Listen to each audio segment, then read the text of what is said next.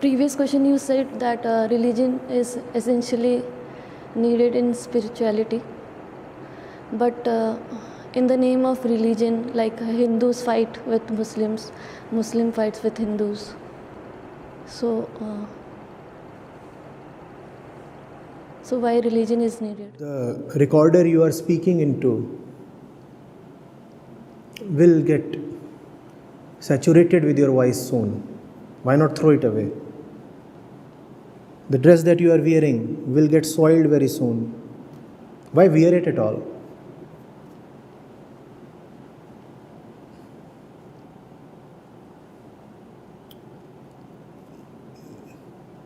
The specs that you are holding, they won't be there forever. They get dirty, they get broken.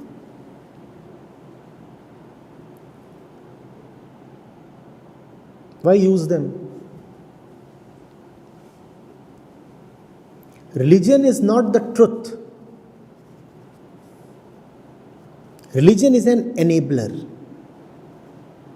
Except for truth, everything is ephemeral. Except for truth, everything costs something.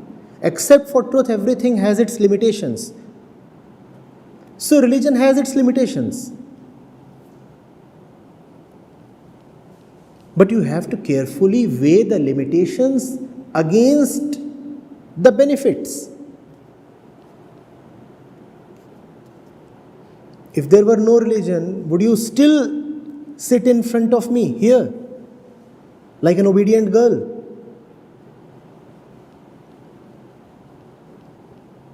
Tell me, what is it that makes you sit here obediently? Why are you calling me Acharya ji? I am Prashant. And why must I be a guru? If you are 30, I am 40. Look at me as a man. That's what Prakriti has trained you to do, has it not? A 30-year-old is not supposed to look at a 40-year-old as a guru or something. You are a body, I am a body.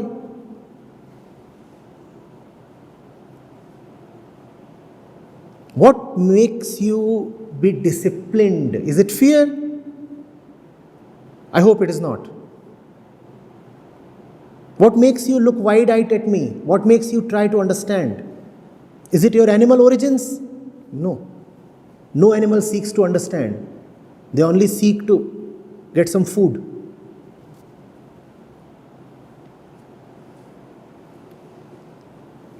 You're not getting it, are you?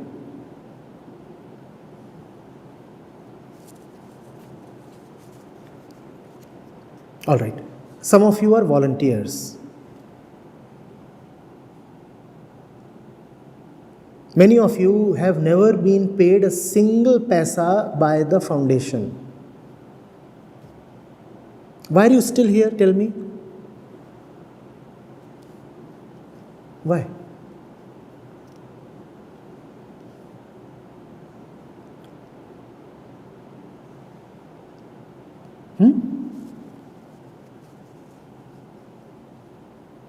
Don't you see the role of religion in this? But for religion, who would teach you that this is valuable?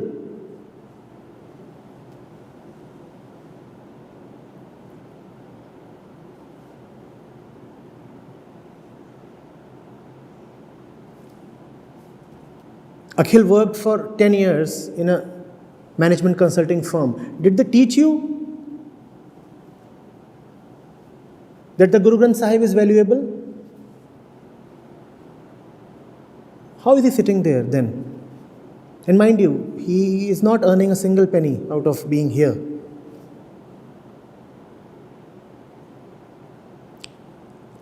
Did they teach that to you in your engineering or management course? Why is he sitting here? And he's not a kid. His beard is about to turn grey.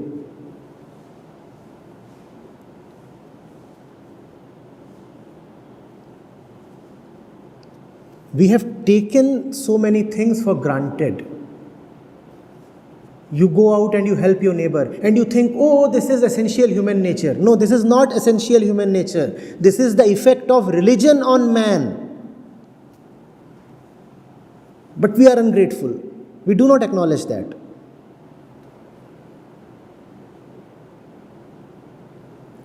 Don't you see that even tribal societies have their own versions of religion?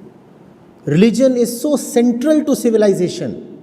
Even tribals need religions. Their religions are different, but they do have religions. Without religion, there can be no civilization. Man will remain a beast. But I've not come to you by knowing your religion. You did not consciously know the religious basis of your actions. But as I said, religion is in the air. And that's the beauty of religion. Once it becomes the cultural norm, you do not have to be formally indoctrinated in it. It's something that you then breathe in.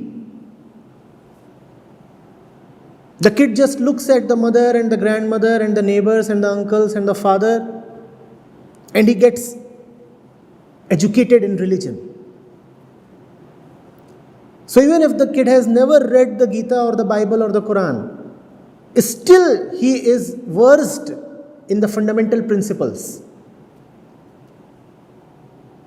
He may not specifically or formally know which verse of the Gita is his behavior coming from. But surely the Gita is impacting his behavior because the Gita is in the air. It was an Englishman who commented. He said, even the illiterate farmers of India are deeply spiritual. Religion is in India's soil. So even if somebody has not known a single word from the scriptures, he is still religious. There are 25 festivals in a month. How will you not be religious? 3 days every week you are fasting. How will you not be religious? And you do not know why exactly are you fasting. You are just saying, oh, today is Monday, so I have to fast. But that has taught you something. That has taught you that there is something higher than the body's need for food. So you have to fast. You do not know why you are fasting. But this much has become known to you that once you pick up the fast, you cannot break it. Monday means Monday. You will not have food, you will not have water. So it has been proven to you that you have to go beyond the body without the principle being stated to you officially or formally or in an academic way.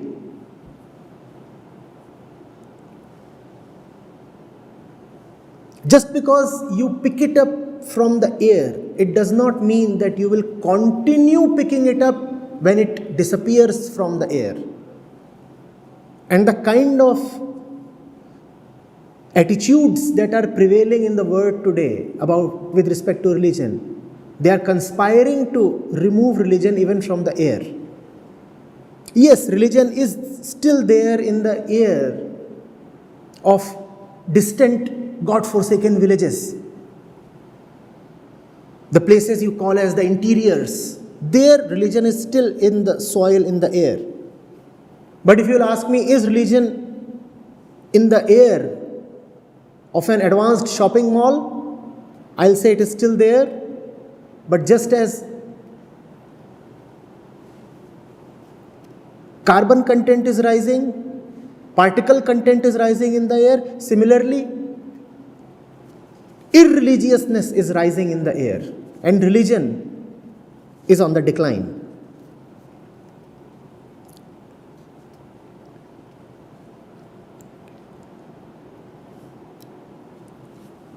Just because we find that even without formal religious education, people are still behaving nicely. So we think that if religion is removed totally, altogether, people will still continue to behave nicely. It's a great myth. Remove religion altogether and you will have nothing but beasts roaming the surface of this earth. Because there is nothing, I repeat, in man's body or brain that encourages him or empowers him to behave in a saintly way. There is nothing at all. If you take a man's kid and leave him in the jungle without any contact with civilization for many, many years, what do you expect to find? A creature full of insight, love, understanding, compassion? I hope we do not conduct that experiment upon anyone. One life would be lost forever, irretrievably.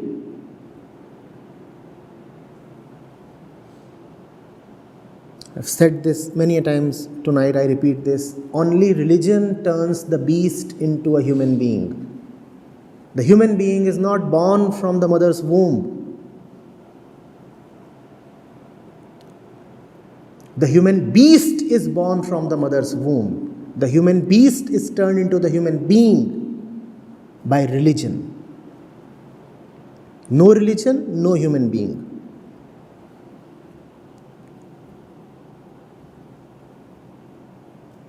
And we already have a lot of beasts. There are a lot of family where the heir is really not religious. And when they grow up, they are dry people. They just don't understand a lot of things. It is almost as if their faculty to understand has shriveled, almost died down.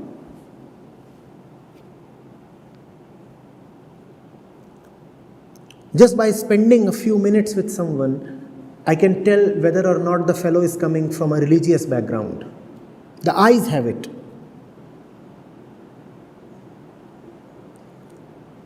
If you're coming from a background where there was very little religiosity, your face will be very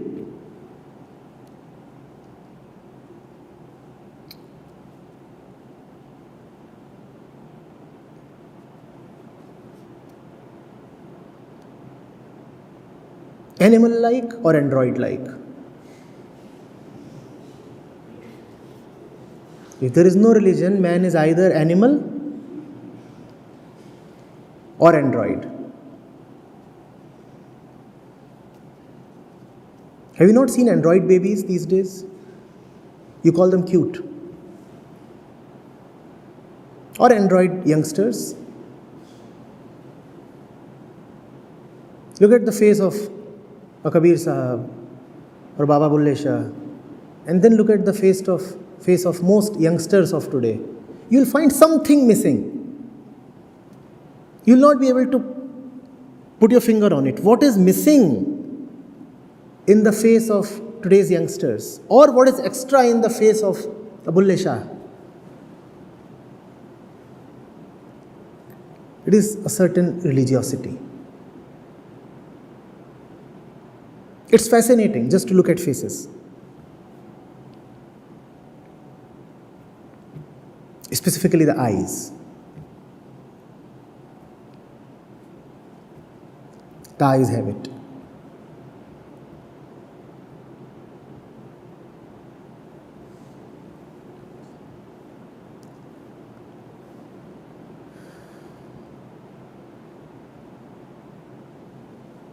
When I say animal, I mean he would be driven by his basic tendencies. When I say android, I mean to say he will or he might have a powerfully developed intellect. But neither do your basic tendencies nor your intellect define your humanness. Your humanness is defined by your heart. And it is religion that brings the heart to you.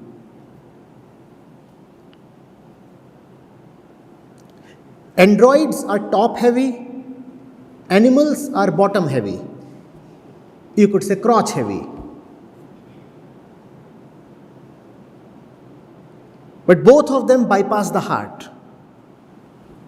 One operates from the top floor, the other operates from the basement.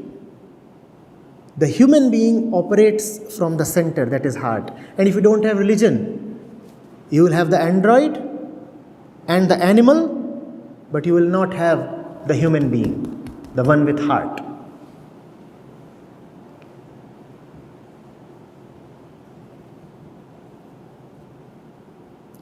And it's not as if the android and the animal are mutually exclusive.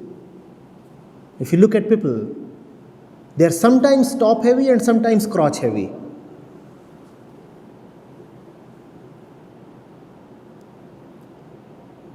And after a point, the top and the crotch start collaborating with each other. So you use the top to fulfill the crotch.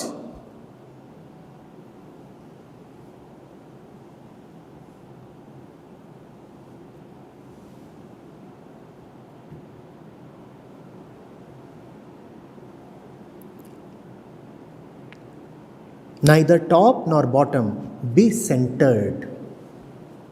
Intellect is the top.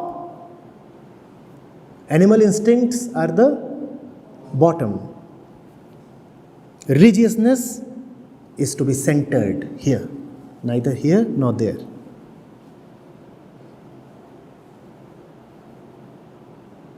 Getting it?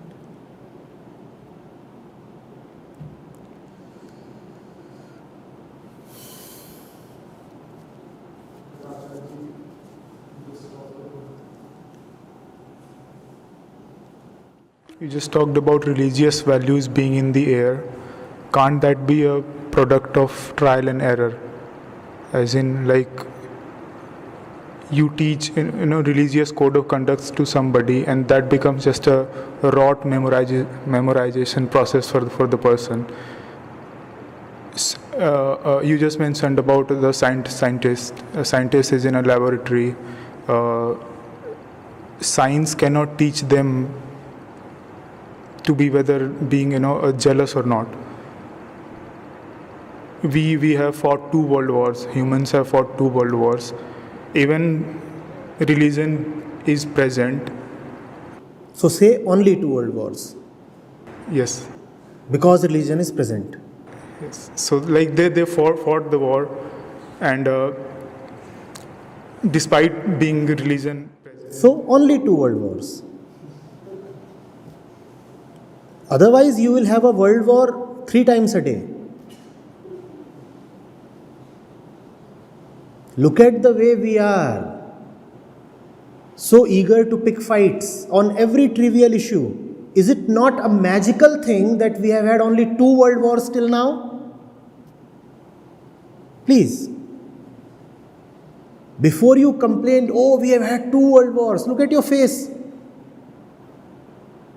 You are always fighting a world war within yourself.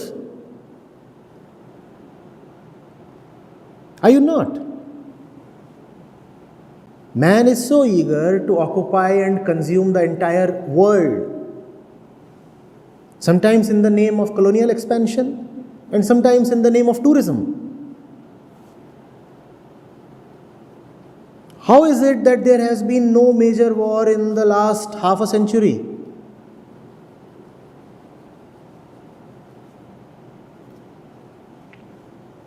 When somebody says, I have visited 125 countries, is that very different from saying, my forces have occupied 125 countries? Please. Is it out of love for those 125 countries that he has visited them?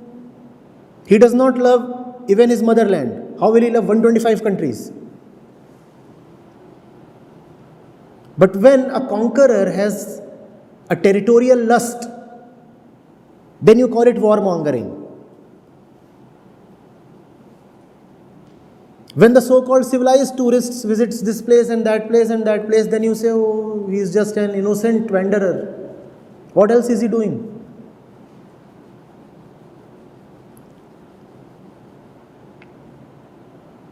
We are probably still in dark about our dark tendencies. We do not know who we are. We probably have too high an opinion about ourselves. We just do not know who we are. Kindly drop all fantastic images that you might have of yourself. Man is evil incarnate. Remove religion, and nothing but the Saturn remains. Man has tendencies of the beast and intentions of the devil.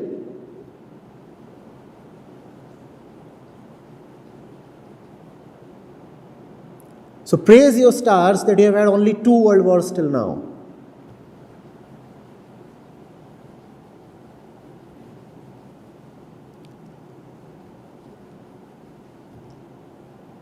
Praise the ones who came down from the stars to give you religion.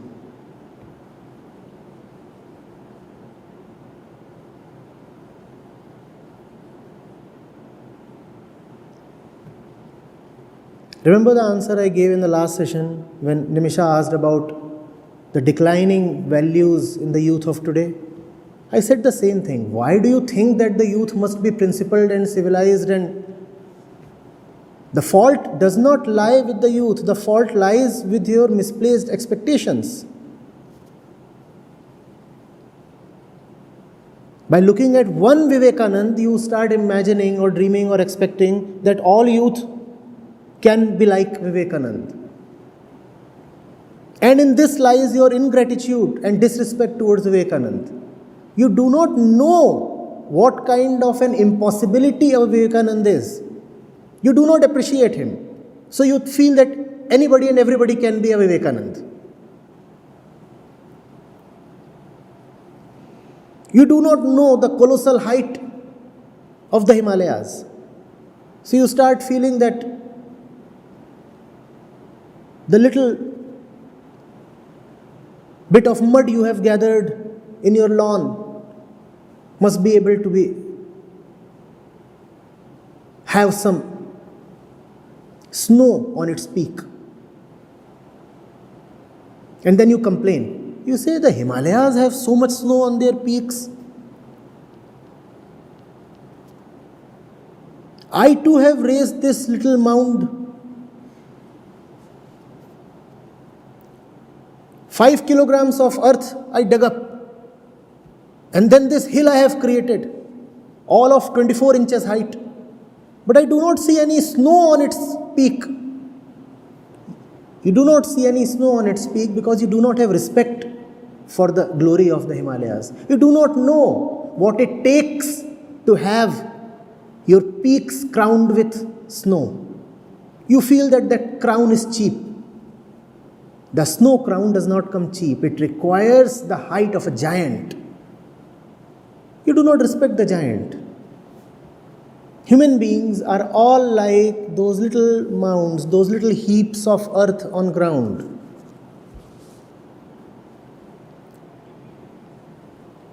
The religious teachers, the gurus, have been like the mighty Everests. But we keep comparing ourselves to them and feel disappointed when we do not find snow in our hair.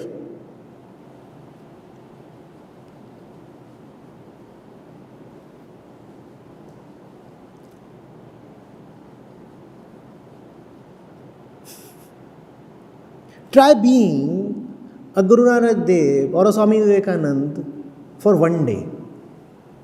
Try living their life for one day, and then you will realize who we are. 1 hour? Please, somebody, take the bait. For 1 hour, try living as the Guru. And then you will realize how impossible a Guru is.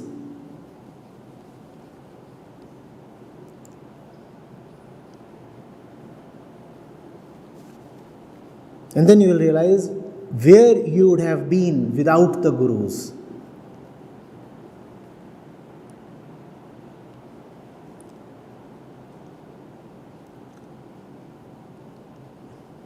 It's become a fad to curse religion and to say, oh, all religions are outdated.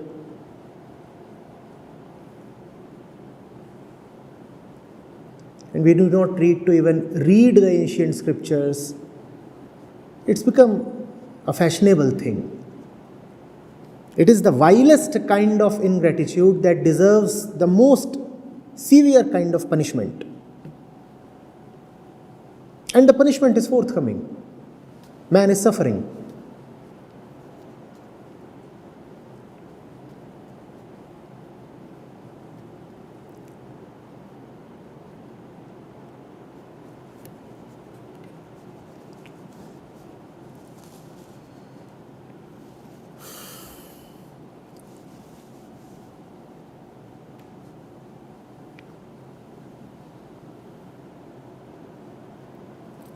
Is there love in the animal world? Is there love in the android world? Go find out where love comes from.